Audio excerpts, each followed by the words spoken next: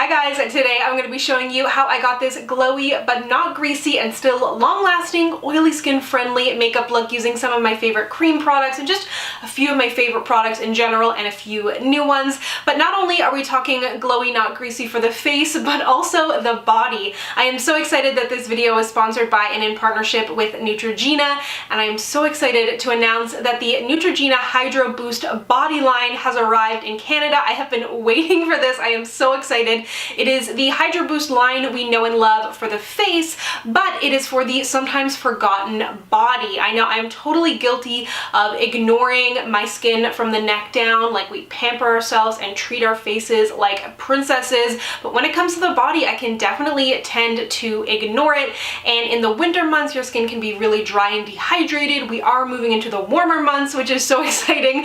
So it's so important to ensure that your skin is hydrated. So let's go ahead and hydrate the body, and then we will move into the makeup.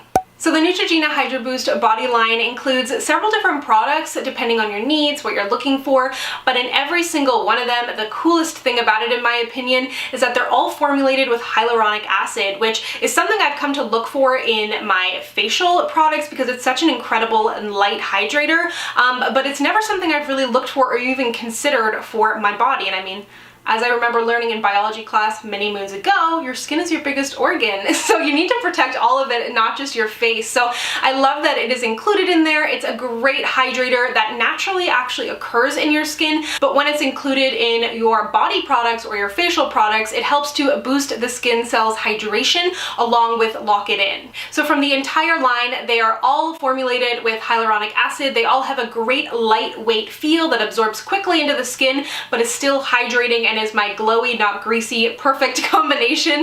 The first one that I want to mention is what I've been using most recently, and that is the Hydro Boost Whipped Body Balm. And I mean, if that's not the most glorious combination of words, this one is formulated for dry to extra dry skin, so great right now when it is very, very dry in the air and your skin really needs that extra boost. It has extra luxurious, intense hydration, again, that ultra light, non-greasy feel, even though it is a whipped balm texture. And it provides intense moisture, leaving your skin feeling soft and replenished. And of course, it is dermatologist tested and paraben free. Then there is also the Hydro Boost Body Gel Cream, which is Nem's favorite. He's been using the fragrance free one. It also comes in the original scent, which I personally love. It smells exactly like the line for the face, super light and clean feeling.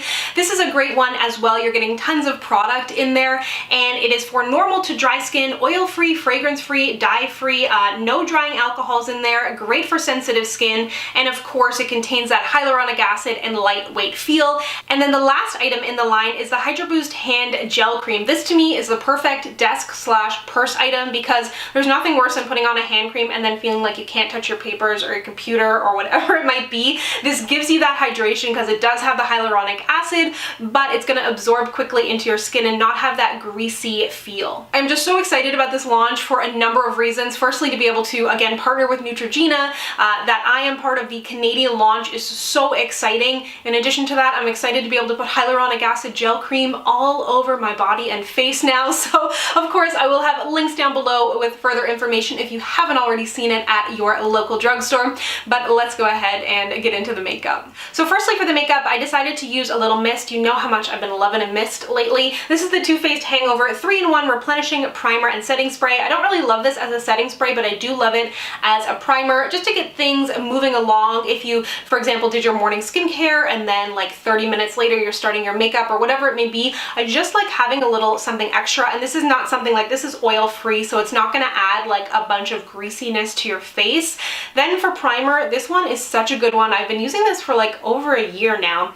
It's the Origins Original Skin Pore Perfecting Cooling Primer, and to me this is just the perfect balance of like smoothing the skin, hydrating it, but also in a weird way mattifying it too, because it just does a really good job. And I know like the foam texture seems a little bit bizarre, super light on the skin, cooling like it says it is, and it just does a good job smoothing everything out and acting as a really, really good base. And also keep in mind, I use a lot of products sometimes, and you don't need to use everything that I use. You can take bits and pieces of what seems relevant to your routine. It's really gonna depend. If you have super, super oily skin, now may be the time that you want to actually powder. I've done that before. My face is a little more combo at the moment, so I'm not going to do it, but just take a really, really light amount of powder, press it into your skin with a beauty sponge is the best way to do it in the center of your face, even though we are going to be going in with creams, just to add that extra layer of protection from oils.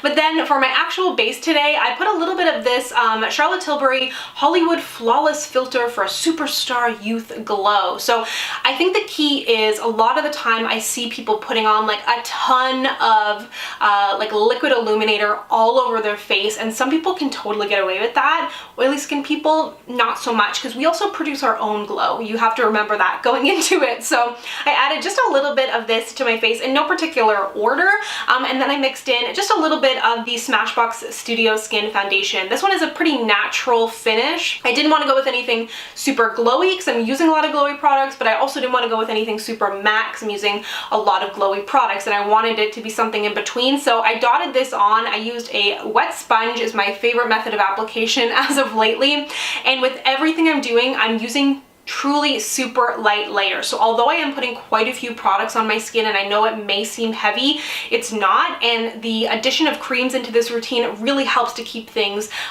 more natural depending on the look you're going for, or you could amp it up. In addition to that, things are going to stick onto your face a little bit better if you do have problems with things like blush, bronzer, highlighter disappearing. This is going to give you an added layer of color on your face. So don't be scared of creams, I promise. If you do have a very oily skin type, or any skin type, but especially oily, and you're a little bit worried about putting creams and things on your face for contour bronzer, I recommend a concealer, one that you love. I find that this one is such a good one because it reminds me of the Tarte Shape Tape in the sense that it has a long lasting power on the skin, but it's a little bit creamier, a little bit easier to work with, and doesn't dry as quickly. That being said, very, very pigmented, so go in with a light hand. I'm using a shade, I don't know, it's quite a bit deeper than my skin tone. This one is in Chestnut, so I just added little bit everywhere. I would kind of contour bronze. This is quite a warm shade on me, so it's not really a contour, but this is gonna last on your face for so long. So if you're not into the idea of like other cream contours, or if you've had bad luck, think about using concealers that have some good longevity, because something like this is gonna have really good lasting power on your skin. For my actual concealer, I decided to use the Too Faced Born This Way as well, the same concealer that I used to contour. I didn't put on as much as I normally do. I'm trying to wear less concealer lately. I just got really, I don't know, I got so into it, but I've been trying to show off my freckles more, but I like to wear concealer sometimes, so it's kind of trying to find that balance. Like, I'm not trying to cover up my freckles, but they just get covered when I wear concealer, and I like wearing concealer. So just put a little bit of this on. I like to do contour first, then concealer, then my blush and highlight, but you can play around with kind of the route that you want to go. For my blush, I'm so excited about these. I couldn't choose a shade. These are fairly new from Nudestix. They are the Nudies Matte, and they're all over blush and bronze color, but they're both kind of blushes in my opinion, on my skin tone anyways. So I used a combination of Sun-Kissed and Sunset Strip. These are so nice. Both of the colors together are beautiful. Separately, they're beautiful. Easy to work with. I drew them on my cheeks, blended them out. I should mention the brush actually. This brush is my favorite for blending out cream contour, cream highlight, cream blush. It is the Sephora Pro Flawless Airbrush. This is like the holiday version, but they sell it like in just normal packaging. It does such a good job. It's very dense and small, but doesn't move things around. So I used a combination of this. Again, when in light, you could probably use your fingers too. I tend to like a brush in general, but just dotted it on, blended it out, and then continued to build up until I was happy with it. I did know I was going to use like a powder product over it, but if you planned on just using all creams and then a translucent powder, you could make it all even a little bit more dramatic, and then after you powder, you're done and you don't need to go in with a powder bronzer, powder highlight, powder blush. But I decided to go that route. Then for liquid highlighter, I've mentioned these before, but I'm mentioning them again here because these I think are one of the most long-lasting highlighter products that I've used that's of a cream type of format. That being said, work quickly, as I've also mentioned before. Don't dot this all over your face and go back in and try and blend it out, because I've ended up with just huge dots of highlighter on my face. I used a combination of the two of Mary and Bonnie. These are the Manizers from the Balm. They've also since come out with other shades, but these are so long lasting, so glowy, but at the same time, they don't look too metallic or have like glitter in there, anything like that that's gonna like mess with any texture on your skin. They're just super, super glowy and really long lasting, almost like it's like a cream eyeshadow, but in a good way. So once we have all of the cream products on my face, to give myself a little bit of extra longevity in the face makeup, I love to use the, what is it called? Mist and Fix. Whatever your favorite setting spray will do, but this is one of my favorites, especially if you're looking for something that kind of locks everything in place, keeps it vibrant, but this isn't necessarily going to mattify everything, but I also don't find that it makes things look too dewy either, because that can also happen. Once you set your face with this, we're gonna then go in with powder, but it is so important to mention that when you set your face with this, don't go straight in with powder, because your face is wet, you know, and it's just gonna become like a muddy mess. So give it a minute or two. I just penciled in my brows while I was letting the setting spray in there, and then I kind of went over with my beauty sponge before I added it in to make sure that there was like no residue on my face, because it's an amazing way to help your makeup last long, but if done improperly, you might be washing your face and starting over again, which is something I absolutely do not want to lead you into. For powder, I'm using one that's a little newer to me. It is the Hourglass Translucent Setting Powder. I really like this because I can use it both under my eyes and on my face, which I can't say for a lot of powders. It's not too like white. It doesn't make my face look like it has a gray cast. It also like doesn't make my under eyes look funny. It's a super smooth, incredibly finely milled powder. So again, you're not removing all of that luminosity from your face, but again, you're mattifying and setting everything in place. And as I've talked about before, I do like to set my face with a beauty sponge. It depends like how much work I'm putting into my makeup. Sometimes I'll just take a big fluffy brush and go to town, but where I'm trying to show you best practices, if you want it to look even more natural and hold that glow, but still set everything in place, I like to go in with my beauty sponge and the powder and pat it into the skin. Not a ton of product, I'm not baking or anything like that, but I find it just gives a much more natural finish, and I use the same sponge that I did to apply my foundation, so it's not like soaking wet. It's not a freshly wet sponge, it's just like lightly damp, and it just gives a really beautiful soft finish on the skin. So let's go ahead and I'll move you in for my eyes. There's not really any cream products. I guess I probably should have used a cream eyeshadow. I didn't even think about it. That's how little I use cream eyeshadows, but I'll bring you in for the eyes. So on the eyes, I'm using a new palette from Urban Decay, and let me just say the packaging on this is my favorite packaging they've ever done. And I didn't know how into this palette I was going to be, but I think I'm pretty into it